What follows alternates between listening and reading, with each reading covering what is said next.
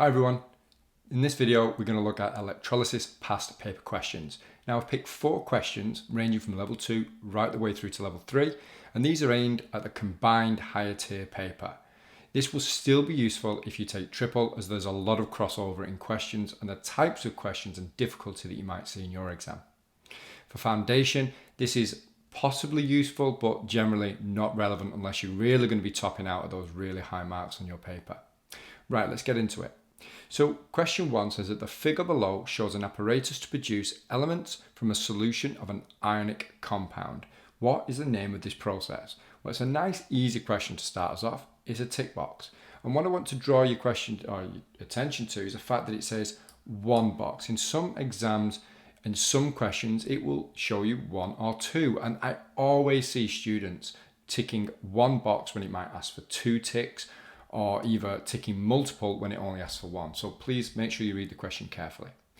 So hopefully you've watched the videos on electrolysis and you know from this picture that that is an electrolysis setup. So we can go ahead and just tick that one straight away. Easy peasy. Question B shows us a question about some electrolysis and gives us some examples of some ionic compounds that they will have used. So this is the table shows the products formed from 3 experiments using different compounds and the apparatus shown in the figure above. So the compounds we've got are copper chloride again, and potassium bromide. Now the difference here is we've got molten copper chloride, aqueous copper chloride, and molten potassium bromide.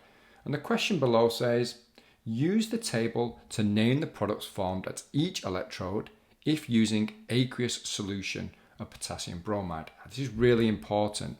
It says here an aqueous solution of potassium bromide. In our box here, we've got molten, so we cannot use these as our answer, which is what I saw lots of students do when they did this exam back in 2021, I think. So you've got to be very careful and read the question. It says aqueous solution. So I'm just going to quickly add a little bit of extra detail here. We've got potassium bromide, which is KBr. Now, when we put this into a solution, the ions will, or the compound will break apart and the ions will be free.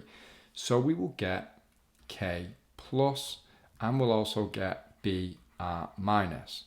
But if you remember from my video on electrolysis of solutions, this is a solution. So we also have 2 more ions present. And they're the ions you get from water, which is H plus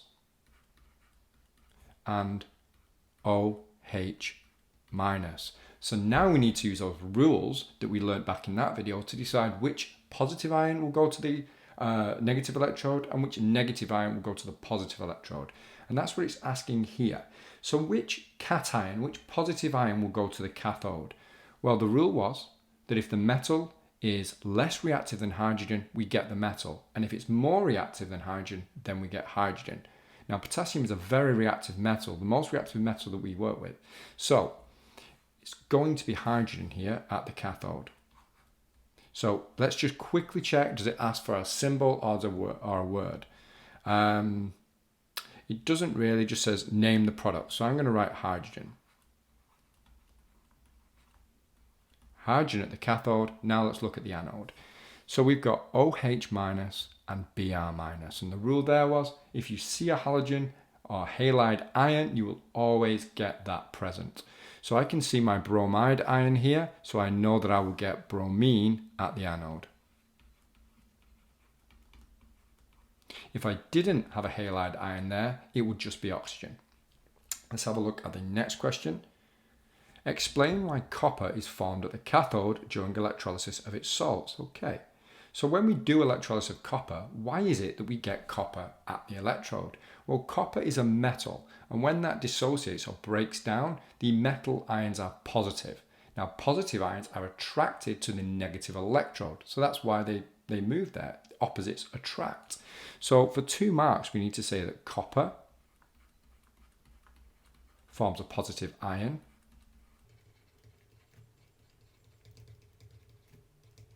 and positive ions are attracted to the negative electrode.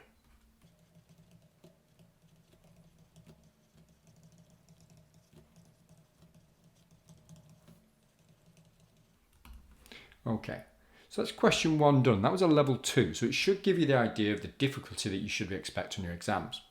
Now question 2 is a level 3 question, so you should see a bit of a ramp up in terms of question as well as difficulty. So it says this question is about electrolysis. Figure 1 shows the apparatus used to electrolyze silver nitrate AgNO3 solution. Name the products discharged. So we've got a higher level keyword now, the word discharge, that we've been using in those videos, but we didn't see in our previous question. So name the product that discharged at each electrode and write a half equation for the reaction at each electrode. So now not only do we have to work out what's going to go to each electrode, we have to write a half equation for it, which is quite difficult. So first of all, let's decide what's going to form at each electrode, then we'll work on the half equation. So this product is this ionic compound is silver nitrate. So AgNO3. And when we electrolyze that, it will break down into Ag plus and NO3 minus. So there are two ions. Now this is in aqueous because it tells me here. If I didn't know that, I could look at the picture there, but I know that this is in solution because it tells me at the top. So I know I've got H plus and OH minus present at the same time for my water, H plus, OH minus. Right, what's going to go to the negative electrode? Well, silver isn't a very reactive metal at all. We use it in jewelry and it doesn't react with your skin or when you get in a bath, so it's pretty unreactive really. So we're going to have silver formed at the negative electrode and we need to write a half equation for that. So we're going to get silver at the negative electrode. So let's show how we're going to do that. So it starts off as Ag plus and we know it's going to form Ag silver solid. How's it done that? Well, to turn a positive ion to a neutral ion, we need to give it electrons. And how many? Well, look at the charge. It's a single positive, so we need to give it a single electron. So Ag plus an electron will be Ag solid. Okay, that's the first half equation and the first product identified. Let's have a look at the positive electrode now. So the rules are that if there is a halide ion, we get that present, but there isn't a halide ion, so we get oxygen present. Now, in a lot of the other videos, I kind of shied away from looking at this half equation because it is a little bit more complex. It actually, for me, I think it bridges into A-level chemistry. It's quite a substantial half equation. What I would do is I would memorize this. I wouldn't try and work out how it's happened. I know that seems counterintuitive because we want to understand, we want to learn. But in terms of GCSEs, the half equation for oxygen, I would just memorize it. So we'll try and work through it though, because it's useful, but if you don't understand it, please don't panic.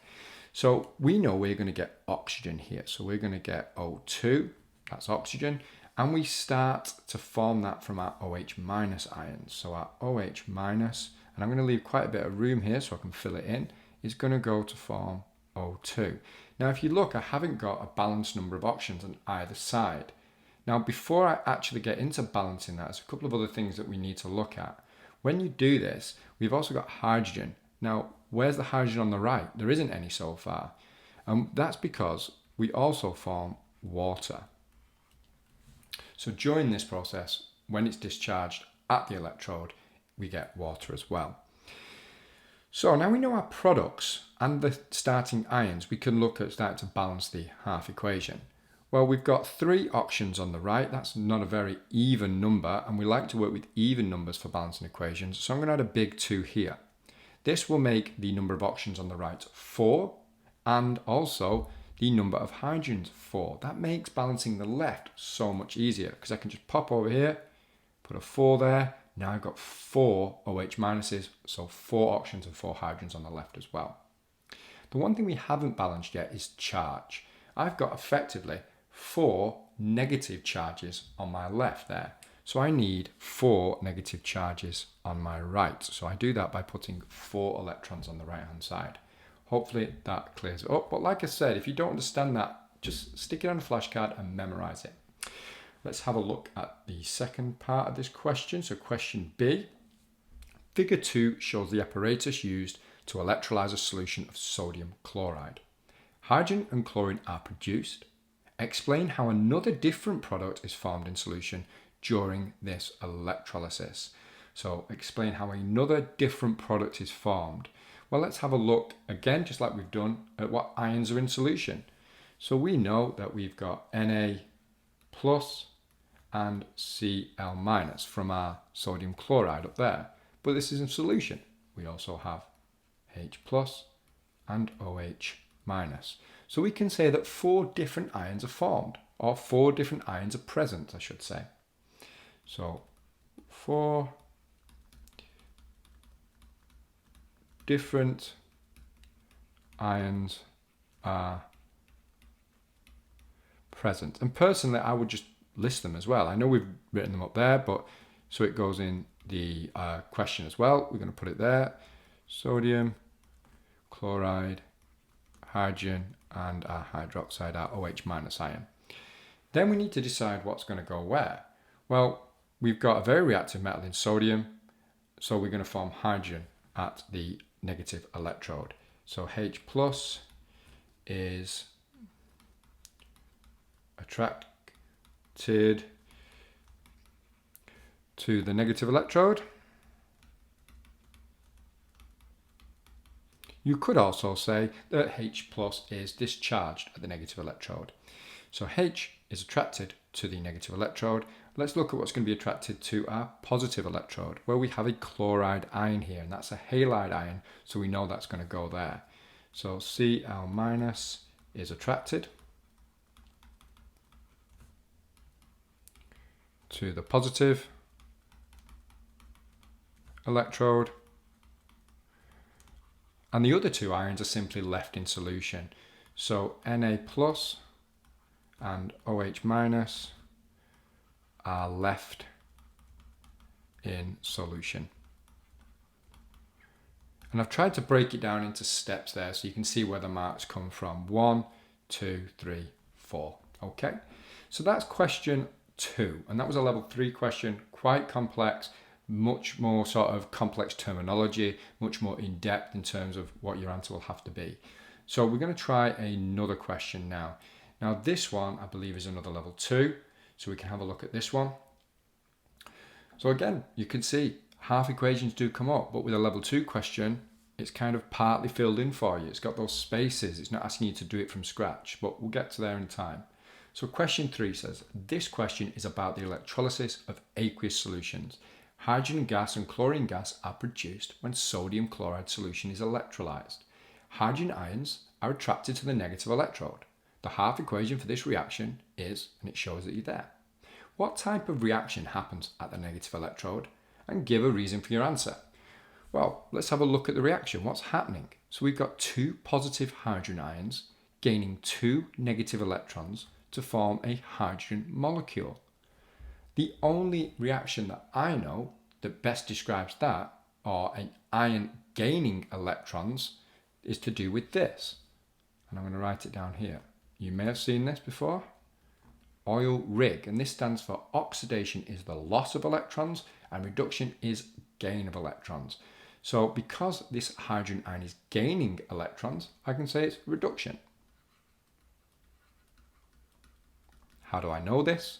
The ion is gaining electrons, or H plus is gaining electrons. Okay, let's move on to the next one.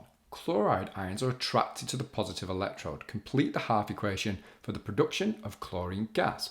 Well, that's really useful because it's given us one of our products already there. So I'm going to write that in, Cl2. Chlorine ions, or chloride ions to chlorine gas. If you look, I've got 2 chlorines on the right, but only 1 chloride ion on the left. So I need to balance that. So we can put a 2 there. So now I've got 2 on both sides. And the only thing that's missing is my 2 electrons because I've got 2 negatives on the left. So I need 2 negatives on the right. So there we go. We've got our half equation done. If you really struggle with these half equations, go and watch my video on them. Hopefully that may clear it up a little better, give you that bit of experience that you need.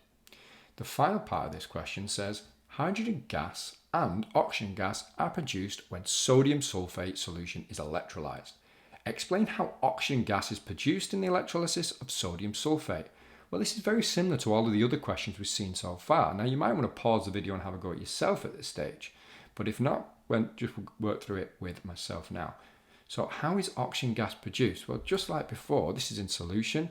So sodium sulfate means we've got Na, or 2 Na plus ions, and we've got a SO4 2 minus ion there. In solution, we've also got a H plus and an OH minus from the water. So we need to explain how the oxygen is formed, basically. Well, the oxygen comes from this hydroxide ion, and hydroxide is negative. So OH minus ions are attracted to the positive electrode.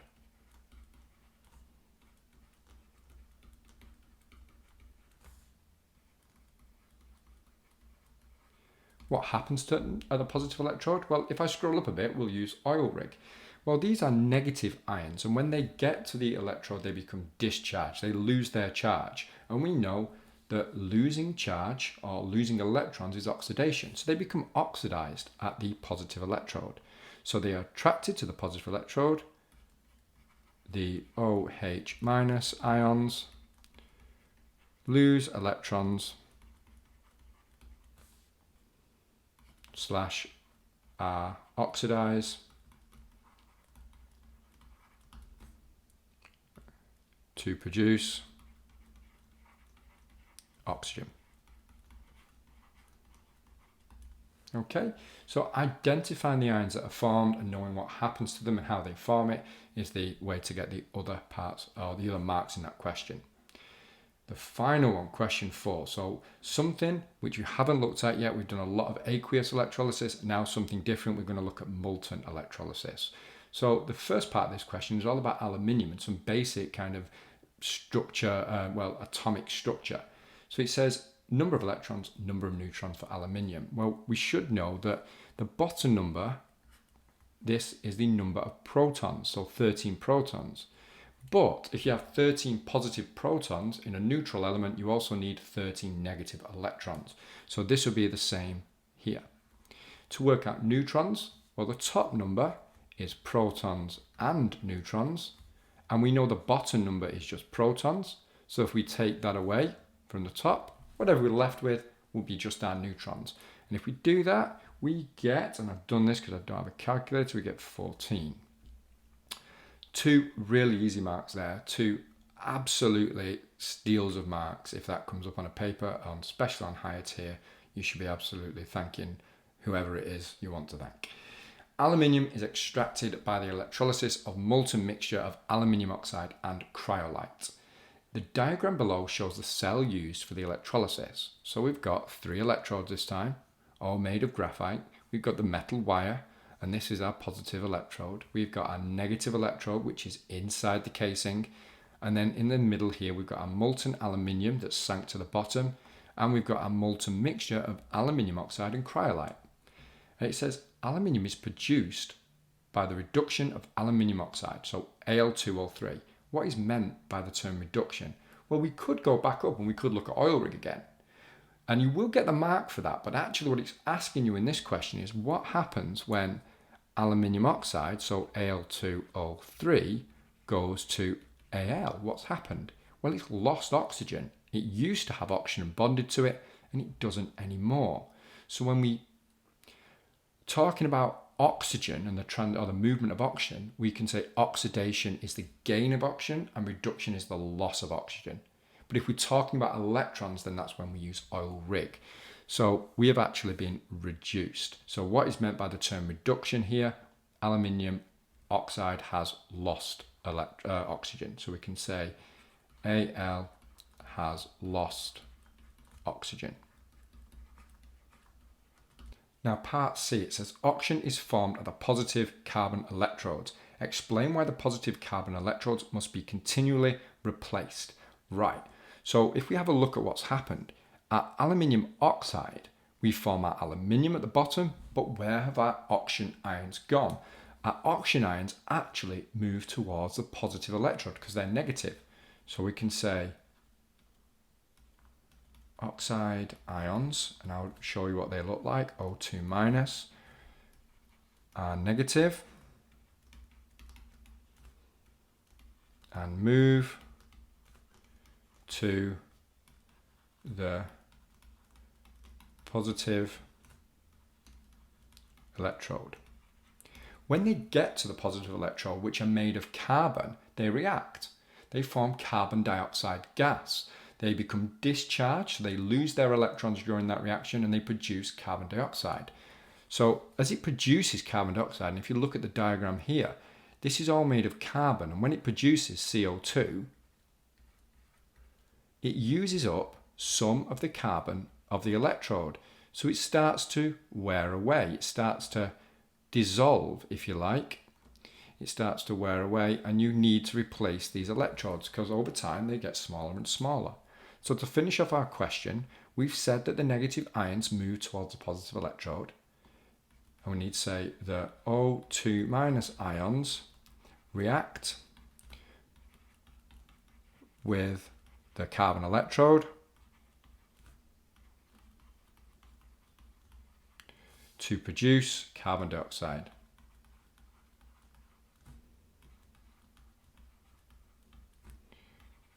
Which, I'm trying to think of the best word to use here, dissolves or wears away.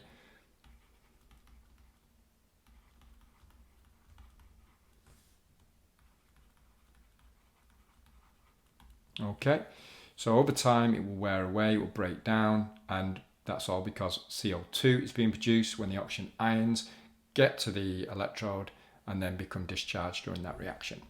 Right, let's have a look at this final question. Final question on this as well as the video.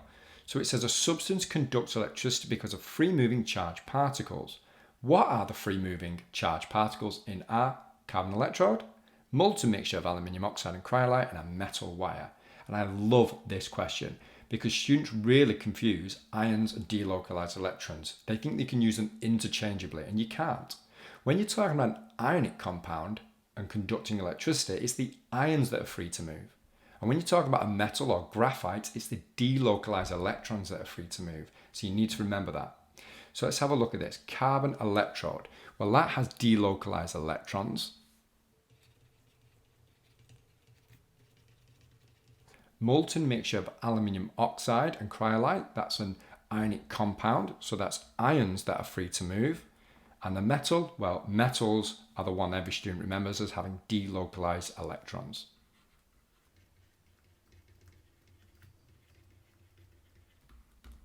There you go, guys. Hopefully that's helped clear up some of your concerns, or maybe just help give you that boost of confidence that actually you do get it. But that is electrolysis in a nutshell. If you want any different questions or any more of the same, pop it in the comments below. I'll have a read and I'll push that video right to the top of the queue. But thanks for watching, guys. See you soon.